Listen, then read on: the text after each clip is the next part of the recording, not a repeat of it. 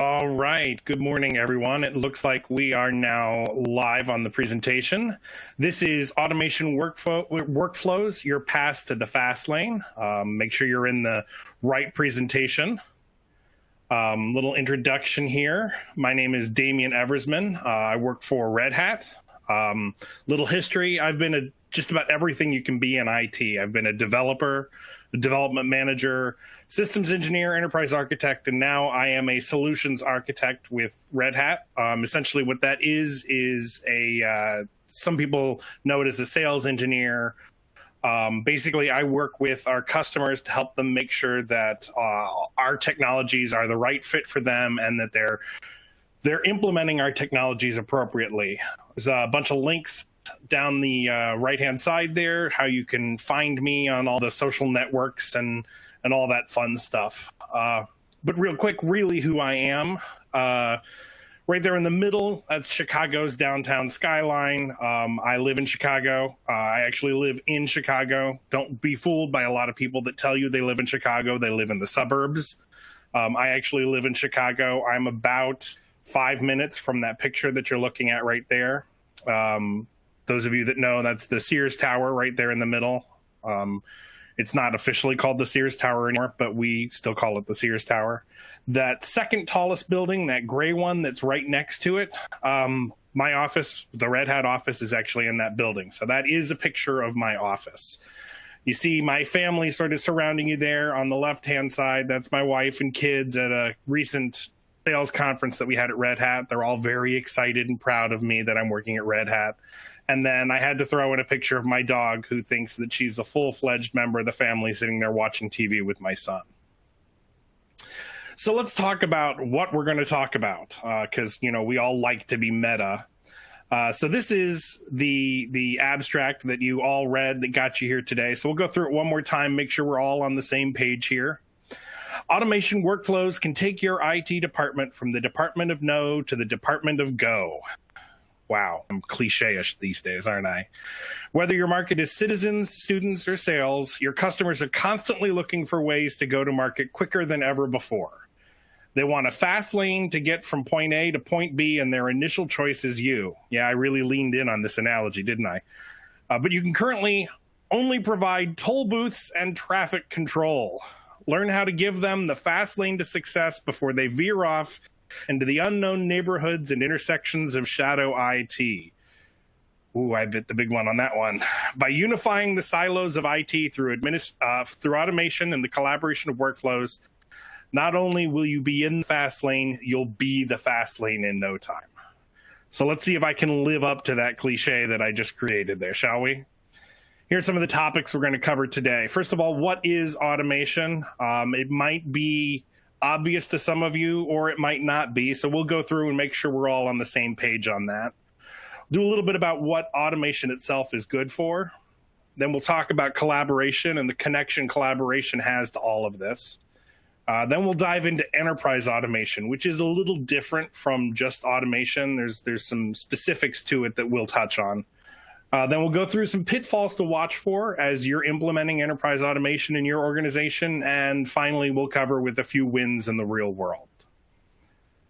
So why automate? That's the first thing that we're going to talk about today. But if we're going to talk about why automate, we really need to talk about what automation is. So if I go to Merriam-Webster and I look it up, there's 3 definitions, right? And they're all pretty good, right? The technique of making an apparatus, a process, or a system operate automatically. That one's kind of clinical. The state of being operated automatically, and automatically controlled operation of an apparatus, process, or system by a mechanical or electronic device that takes the place of human labor. So my first observation is every single one of these definitions has the word we're defining in it. So I'm not sure that they're exactly the best. So I took the best bits and pieces and came up with my own. Automation is the technique of making some process operate with the need for minimal or no human intervention. And this is kind of important here. What this really does is it helps your organization get things done. It takes the daily grind out of work, and that's going to be kind of important. When we talk about automation, we're not talking about automating everything here. We're talking about taking those tasks that your employees are doing, or your workers, or you, if you're one of those employees, are doing, that are repetitive, that are the same thing that you're doing every day. You know, if you're in IT, every Monday you go through the request queue and you have to start provisioning machines or deploying applications. It's the same daily grind day after day. And the reason we're focusing on those is because those are the things that a computer can do quite easily. They can be automated quite easily. And what that does is that frees up everybody to do the more complex, complicated things that actually require a human brain behind them. A real good reason for automation is the return on investment that most of our customers have seen. These are a whole bunch of statistics, and you know, I'm technically in sales, so I need to throw these around a little bit every now and then. But my favorite one here is really the payback one there down in the lower right-hand corner, right? Most of our customers start seeing payback in less than 3 months. They actually see the benefits almost immediately of automating with Ansible. The big numbers left-hand side there, they have to do with, you know, recovering from security incidents or deploying applications and workloads, or really just reduction in a lot of man hours for a lot of repetitive tasks. And that's really important. Let's talk about what we can automate. Well, the better question would really be, what can't we automate? In the world of IT, Ansible automation really can touch just about every aspect of it, whether it's a cloud provider like AWS or Azure, or whether you're going into containers and microservices and you need to automate those deployments, right? Whether it's Linux, Windows, network devices, security devices, monitoring tools, all of those things can be automated. I'm assuming you please see a lot of the tools that you're using here. And the thing that I'd like to point out is this is not an exhaustive list. An exhaustive list would be more of an eye chart than this one. So really, I think we've kind of covered automation, right? Automation is like automotion, to get back to the sort of cliche that this presentation is. It gives you the ability to get from point A to point B faster and in a more reliable fashion, although that's not always 100%, and we'll cover that in some of the pitfalls later. It's a repeatable process that is more dependable than what came before, right? We had horses before. They weren't super dependable in terms of getting from point A to point B, right? Sometimes if they were not well fed or they were sick, you had a lot more issues. But automation is really just a tool in the practitioner's toolbox, right? Automation is kind of the same thing. It helps you get from point A to point B faster. It's a more repeatable process than, say, horses were. And it is just a tool when it comes to travel. So this is where we bring in collaboration, right? Collaboration is really important in this whole enterprise automation. So like we did before, let's talk for a few minutes about what collaboration is. Here, the definitions from Merriam-Webster are a little bit better, right? It's to work jointly with others or together, especially in an intellectual endeavor, to cooperate with or willingly assist an enemy of one's country, and especially an occupying force. Sometimes that actually makes me think of IT, right? To cooperate with an agency or instrumentality with which one is not immediately connected. And I think this is the more important one right here. We're talking about reaching out across the silos. We're talking about working together with other people, right? So automation can help individuals. Automation is really good at helping individuals, but it's really important to take that further and not just stop when you're helping an individual. Right? The next step to this is really what we hear about and what we've been hearing about for the last decade is DevOps, right? Sharing leads to collaboration, and collaboration leads to DevOps. DevOps leads to enlightenment. Maybe I should have said that with a Yoda voice. The main of DevOps can be sort of summarized with this acronym here, right? It's CALMS. And they're culture, automation, lean IT, measurement, and sharing. And these are all really important. And you'll see automation is one of those right there. But the main one, the most important one, is culture, right? Culture is the foundation that we build all of this on. And this is where the collaboration piece comes in, right? This and the sharing, right? Those two things are really important. But they're all pieces of a well-oiled working machine, right? Culture is like the camshaft of the engine, right? It's what's driving the rest of the vehicle, the rest of the organization. And then you have these pistons, the automation, the lean IT, the measurement, and the sharing. These are the things that are actually helping that culture go and helping that culture move the organization forward. Can you tell I'm really going to drag this analogy out to its bitter end?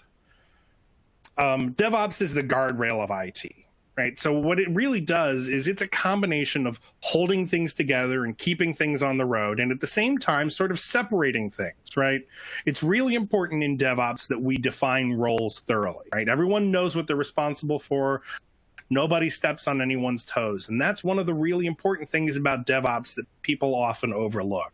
People think that DevOps is everybody getting together and holding hands and singing Kumbaya and working really hard to just some shared vision. And while the shared vision is important, what's really important in DevOps is defining what each and every person is doing and what their responsibilities are. These defined processes and automation keep everything going, and then the lean IT is what really helps pull away all of those delays. And then, like I said before, everyone sharing best practices is probably the most important part of DevOps. If we don't share those best practices, if we don't really give everybody a reason to work with each other, we end up having problems in the end.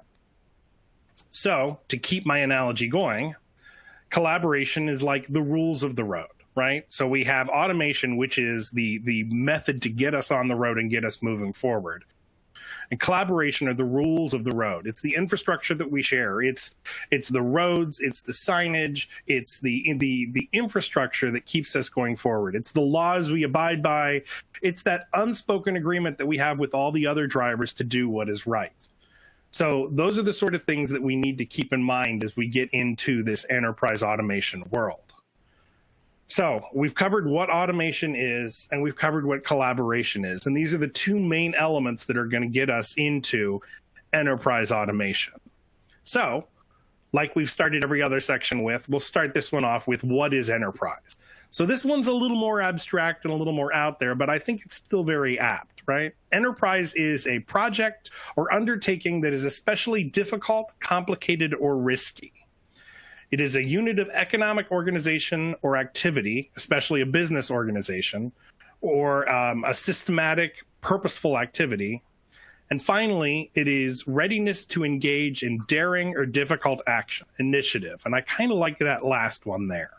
When you think about enterprise, when you think about the world of enterprise IT, that's kind of what we're doing. These are huge undertakings that can often be very complicated and very risky. And it's where we're all getting together and working together as an organization towards this end. Right. So enterprise automation is like the race car of automation. And, you know, I've got one type of car here, but really whether you like rally or F1 or stock car, NASCAR, it doesn't matter. My analogy is starting to get a little thin. But automation and collaboration to the extreme. This is like the well-tuned machine that these race cars are. And it's about bringing teams closer together and enabling automation to be used across those silos. So we're no longer sharing best practices, we're actually sharing that automation, right? So we're getting to those end benefits by automating from the start. So let's talk about some actual physical tools that you can use to do that, right? Anybody can automate. Anybody can sit down and write an Ansible playbook and use it to automate their job. But when you bring in these tools, like for instance, Ansible Tower that you see here, Ansible Tower actually gives you the ability to take those units of automation that every different person in your organization has created and operationalize those throughout the enterprise. It gives you the ability to have that person's automation that was written with that person's expertise available to just about anybody who needs to run it, whether it's a developer being able to bounce the server that they actually have stood up without needing to get on the phone and call up a system support person, or it's a person at the help desk resetting a user's password without necessarily needing to have all of the credentials and all of the know-how to log into systems from a command line. What this is really doing is it's enabling all the different people within the organization to benefit from that automation. right? Tools like Ansible Tower automate in a way that everything is centrally logged, everything is controlled by role-based access control, and it gives you the ability to actually trust that that automation can get you from point A to point B. You know, one of the things that they say is if you don't trust a tool, you won't use it. Automation workflows are an integral part of this, right? The ability to take that automation that was written by that expert, for instance, someone who knows how to deploy and stand up a virtual machine running an operating system, right? Well, that's only one step in the process, right? Like, we don't do anything with just that Linux instance that's sitting out there, right? We need to turn and deploy an application on top of that. We need to attach a network to that. We need to attach storage to that. We need to tweak the configuration so that it is set up right. We need to deal with networking. We need to make sure that the databases are properly allocated and connected to the application. There are so many steps and so many different people that need to be involved in getting an application running that a user, an end user, a citizen, or a student can use. That, you know, it's a huge amount of orchestration here. And that's where enterprise automation comes in. Because each person who's knowledgeable and responsible for those different things can take the time to really write that automation and make sure it works. And then you can use tools like Ansible Tower to connect the dots. You see sort of just the generic workflow here where you have sort of an automation workflow where something is happening, like here at the very beginning. That could perhaps be provisioning a virtual machine, right? And then it goes off into 3 steps. That might be networking and storage and operating system installation, right? And then after that, we actually have all of the next pieces that come in, whether it's configuring the application or configuring the operating system or running, you know, security protocols on that machine, going through and running audits to make sure that that machine adheres to all of the different rules that it needs to adhere to. Without something like automation workflows, enterprise automation isn't going to work. Enterprise automation is kind of like self-driving cars, right? But it's really more like the world that everyone is dreaming of, right? This is like sort of Elon Musk's end vision. It's like a world where all of the cars are smart and they're all working together, right? All of these problems that we hear about smart cars right now really wouldn't be that much of a problem if the smart cars didn't have to deal with the not so smart humans in the other cars. It's all of the fun and just a little bit of the work. It keeps the eyes on the road and the hands on the wheel for you, and it makes sure that only the right people ride, but it enables those people to really go places. So what are some of the potholes that we have to deal? And this is really, I think, where most of the learning for an organization comes in, is these potholes, these speed bumps that people are going to run into in the road. And they really fit into a few categories. So we're going to address each of those categories because they're each really important in their own way. So the first speed bump in the road to enterprise automation is not everyone shares or necessarily even knows the vision. Another one is a tendency to sort of go back to that silo kingdom building mentality that we see a lot in enterprise IT. Third one, and this one's kind of strange, but it's really interesting, is that fear of automation that people often talk about, right? Like, what is it going to mean for me? And then finally, it's sort of a lack of support from above, a lack of vision that might come from the enterprise at its peak. So let's unpack each one of these a little bit. So enterprise automation needs to be a shared vision, right? Enterprise automation, like we talked about before in the collaboration section, is a culture change. This is something that needs to be driven by that culture camshaft, right? When not everyone shares the vision, when you have different people who don't understand and know and share that vision, the culture gets fractured, and that means that people aren't working well together. Once that happens, disconnections occur, latency and error creep back in. And again, like I said, if people can't trust the tool, they won't use the tool. So this is where everyone needs to be on board. And if someone's not on board, it's only a matter of time before other people get on board. Kind of like Tesla's autopilot. Everyone needs to be on the same page for how this is going to work. If they're not, you're due for an abrupt stop from 87 miles an hour. If you don't know what I'm talking about, Google Tesla Autopilot. You'll find some interesting stories. Number two is everyone wants their own kingdom, right? One of the things that has been a huge problem for enterprise IT for years is this idea of kingdom building, of silo building, right? That each segment of enterprise IT is very siloed. And you end up having wars and walls put up between these organizations. You know, the big canonical one is the whole DevOps issue, which started the DevOps movement, right? The developers would develop their tools and their applications in a vacuum without caring what it was that the operations people were doing in terms of configurations of servers and all that sort of stuff. The developers would finish their tool and then throw it over the wall. That was actually a term that they used. Throw it over the wall and expect operations to be able to just pick it up, deploy it, and manage it. Obviously, there were tons and tons of problems, right? Operations wasn't involved in development from the beginning, so they weren't able to talk about how the application needed to be formatted to fit into the environment. Developers didn't have a say in what the environment was, and so they felt like they were being cheated. And in the end, you lost all of the collaboration and all the gains that could be made from people actually working together. There is no place for battlements and barricades in enterprise automation, right? Driving is a lot easier when we don't have a lot of walls that we need to navigate around, right? The only tower should be Ansible Tower. Fear of automation. This is a big one, and you hear this a lot.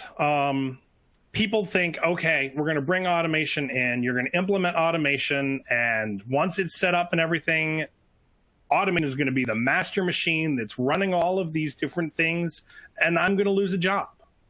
And that's a real fear that a lot of people have these days. And in some cases, you actually see, like, for instance, automation with robots and assembly lines. You actually see that happening. But that's not what enterprise automation in IT is about. Enterprise automation in IT is not about having this mastermind Ansible manage all of your Red Hat and Windows and VMware and Cisco routers and all that sort of stuff. It's about giving you, the individuals in your organization, the tools to automate and become rock stars at what it is that they're doing, right? Instead of having the person who's managing your Windows servers have to deal with all of the daily grind, the daily in and out of standing up and configuring Windows servers. It enables that person to push a button to configure a Windows server and then go back to actually doing things like implementing the right security policies and solving problems that are popping up actually require the human brain, right? It's not that difficult to stand up a virtual machine. In fact, most of the people in your organization probably know how to do it with their eyes closed because they have to do it every single day, day in and day out.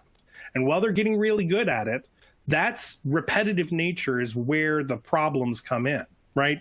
It's really easy if I'm doing the same thing day in and day out to fat finger a keyboard, change a configuration, and bring an network down accidentally, right? But if those repetitive tasks where I'm going on autopilot are actually handled by something that's built for autopilot, an automation tool like Ansible, that frees me up to spend more time actually thinking about things like optimization and ways that I can help save the organization money, or do the organization's mission better, faster, or smarter. The last question that people really run into that's more of a speed bump is, is this a bottom-up or a top-down sort of thing? And the answer is it's actually really both. In order for enterprise automation to be a success, it really does need to be totally accepted by everybody at those lower levels that's using it. But it really needs support from the top. Without an organization-wide direction, true enterprise automation isn't going to go anywhere. There's been a lot of groundswell changes. Open source is a huge one where that came from the bottom up. But really, open source's adoption in enterprise didn't come until it got accepted at the top levels, right? If you talk about federal government, for instance, it wasn't until we actually heard from the Department of Defense that open source is okay that we started seeing it really adopted across the federal government. The same thing is true for automation. If you don't have buy-in at every level of the organization, if you don't have people who are both at the CISO level, the CTO level, the CIO level, as well as people that are down at the level of, you know, a systems administrator or a developer, if those people aren't all bought in, then enterprise automation is going to fail. So it's really important to realize that this is a huge cultural change and everything needs to be accepted at all levels of the organization. Last time I'm really going to go into this automotive analogy, I promise. Whether it's a simple flat tire or a cracked engine block or a multi-car pileup, not implementing enterprise automation can be enough to keep you off the road. So there's a lot to really unpack from that, right? Keeping a good car running involves maintenance. It involves having the right tools to get things going. Now, those tools could be a number of things. Those could be a fully stocked shop to keep things running, or it could be a really good mechanic that you know that you take things to. And the same is true for enterprise automation, right? Red Hat can provide the tools that you need in order to get things running, or we can provide the services that you need to help you get things running. There's a lot of options across the board with that. And there are a lot of options out there, whether you're doing an open source solution or you're doing a Red Hat supported solution. Enterprise automation is something that can be done by an organization, both with and without help from the outside. So we're going to take a few minutes here, about 5 minutes, and we're going to go through and just talk about a couple of companies that have actually gone through this journey. We'll talk about some of the things that they had to do, some of the things that they had to go through in order to get there. So the first one, believe it or not, is Microsoft. And I don't mean Microsoft like products that they're selling. I mean Microsoft, the corporation. They're actually one of the biggest users of Red Hat Ansible automation. A while ago, they had some huge issues as Ansible was suddenly growing and there were spikes in their Ansible usage. And they actually had people who were manually managing network that was set up with Ansible. As they got a spike in usage, mainly because they became a real competitor to AWS, they started realizing that they needed to bring in the right tools to automate things. And they came to Red Hat and asked us to help with Ansible automation. Automation became their number one strategy. It was the first thing. Whenever they were working on new systems or new processes, automation was the first thing that they talked about. And for them, that was the way that enabled them to scale from the early upstart just 10 years ago, you know, coming in after AWS had already sort of dominated the market, and really turn themselves into a top contender now. And the automation was a key part of that. They were able to enable their engineers to scale much more efficiently across the organization. Surescripts is a healthcare company. They actually do a lot of data processing. So they're a central prescription company that really handles sort of global prescriptions. They process, I believe the number at the time that this was written was around 5 million prescriptions a day. And they had a huge legacy code base that was doing this. And so they were really looking at totally overhauling everything that they were doing to really help them go past that 5 million mark. They had sort of hit a ceiling. And so they chose Red Hat Ansible Automation as one of the main tools that they use to not only help deploy this next generation of software, but then maintain it once it was out there. They switched to a microservices-based infrastructure. Basically, infrastructure as code, which is one of the most important tenets of enterprise automation. And they were able to really get to the point where their downtime was really measured in the 6 and 7 nines range. Even when they were doing things like totally upgrading large swaths of their organization. Energy Market Company is a corporation in Asia. It's actually the national electricity market of Singapore. It's one of the first organizations in the East that is sort of a open market for energy. They have operations, as you can imagine, that runs 24 hours a day, 7 days a week. They're never stopping. And one of the things that they needed to do was really make sure that all of the different remediations for problems and everything that they had for their organization were able to be run and automated and run by anybody in the organization. As you can imagine, when you're working 24/7, you need to be able to hand off from engineer to engineer, from support operative to support operative to support operative, without needing to explain where everything is. And enterprise automation really helps with that. The process of standing up and deploying and configuring and managing systems becomes something that's much more easy to share between the organization because the automation is present. And then finally, last example is the Reserve Bank of New Zealand. The Reserve Bank of New Zealand was dealing with a lot of legacy systems, like a lot of banks are these days. They have some really old legacy code running things like COBOL and that sort of thing. And, you know, banking systems come from, you know, the old school of thought where if it ain't broke, don't fix it, even if it's 25 years old and no one even knows how to support it anymore. And like a lot of banks are these days, they're realizing that they need to modernize because COBOL programmers are getting few and far between. And the older technologies are really no longer supported or able to continue. And so as the Reserve Bank went through the process of building their new architecture, they really wanted high availability and reliability to be a key part of that. And one of the things that they realized is you can't build in high availability of a system if you're not able to build in the reliability of the stack that deploys and manages that system. So they brought in Red Hat automation and its orchestration capabilities, the workflows that I showed you, and those tools were really able to help them find efficiencies throughout the deployment and management process that they wouldn't have been able to find without an enterprise automation solution. One of the last things that I want to put out there is, you know, this is a 45-minute presentation, and enterprise automation is much more than a 45-minute enterprise.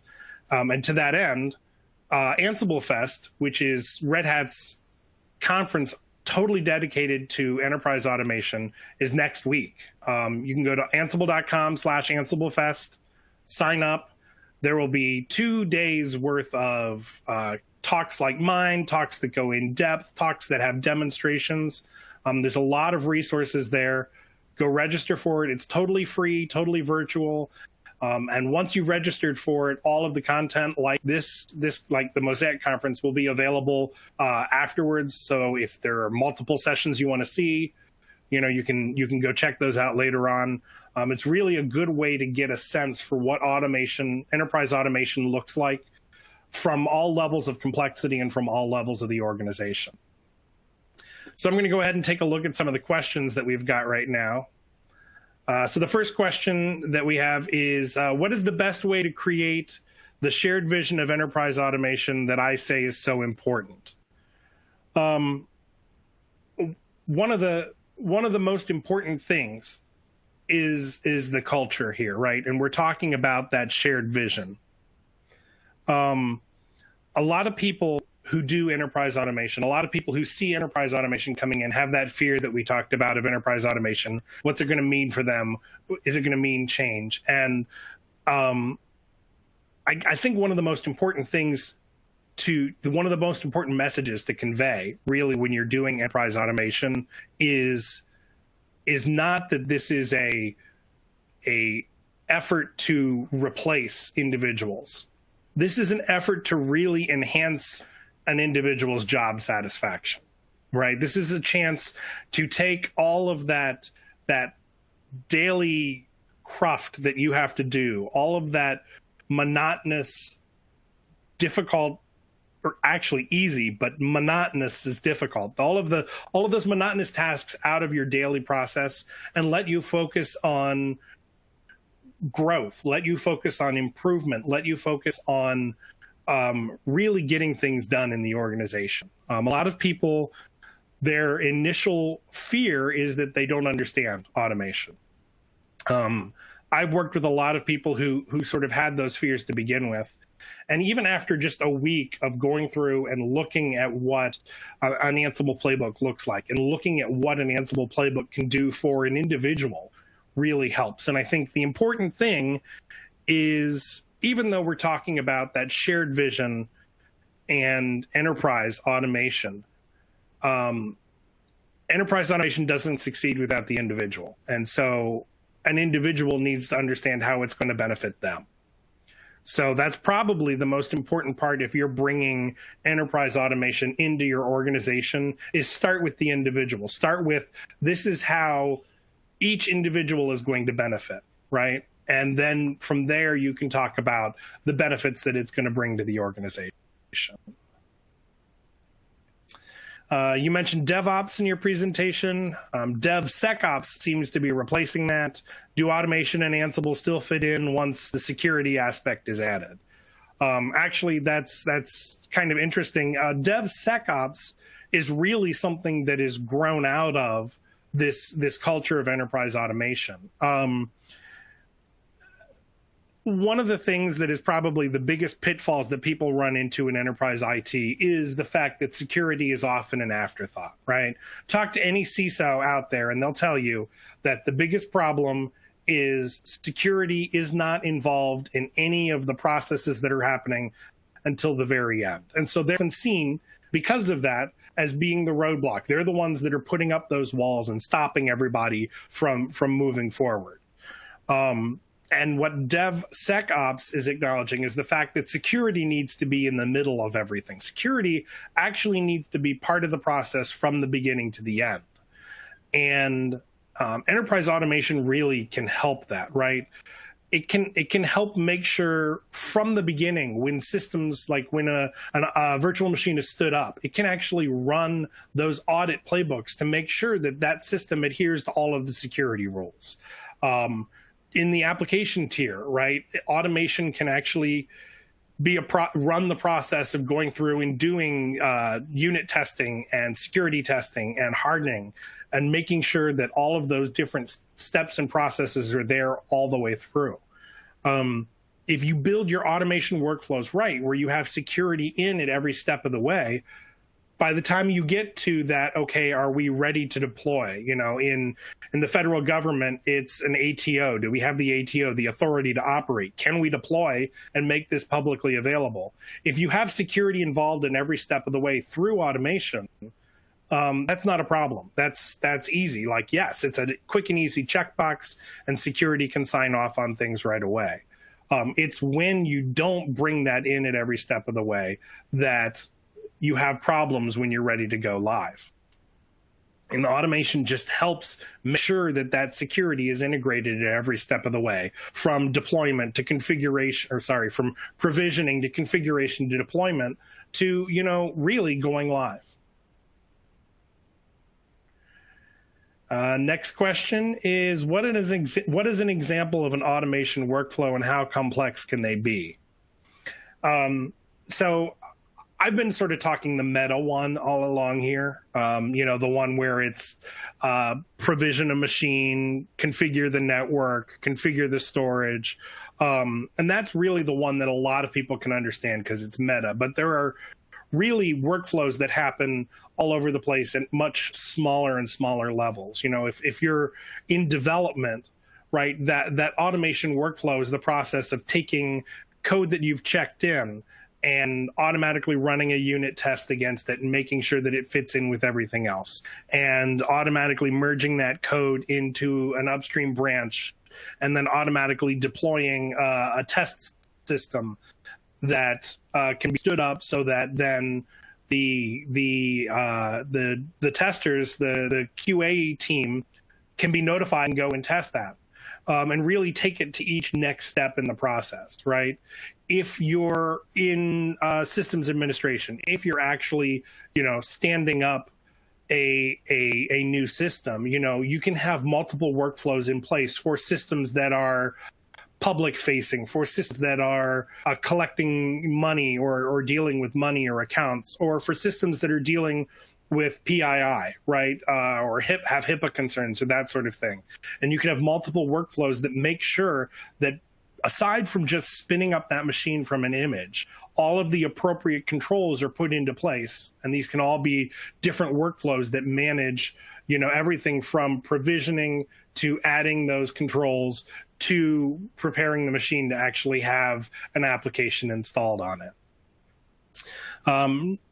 There are some networking examples, right? Ansible automation actually can interact directly with network devices. So when you bring in a new Cisco switch into your organization and you're operationalizing it, all of the configuration that gets loaded into that's the default configuration for your organization, all of that can be loaded and provisioned into the switch automatically with Ansible automation. And then based on the name that you give it, you can do things like set up different network segments and provision out the different ones that are going to be set up with that. There's really examples all across the board.